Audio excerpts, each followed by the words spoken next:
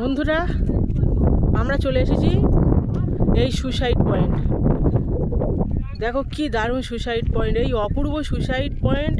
মানে দেখতে এইটা যে এত সুন্দর ভিউটা, আর এখানে যে কি করে যে সুসাইড পয়েন্ট হতে পারে কে জানি বাবা, আত্মহত্যা করতে পারে এইখানটায় ভাবা যায় না। এই সুসাইড পয়েন্ট, এটার নাম পুরুলিয়ার বিখ্যাত জায়গা হলো সুসাইড পয়েন্ট। অপূর্ব সুন্দর, মানে খুব দারুণ জায়গা একটা, একদম কি সুন্দর। দেখো ভাবা যায় না, দারুণ জায়গা, দারুণ জায়গা, দারুণ। এই ড্রাইভারটা বললো না এইখানে যান মন ভরে যাবে, সত্যিকারে মন ভরে যাবে।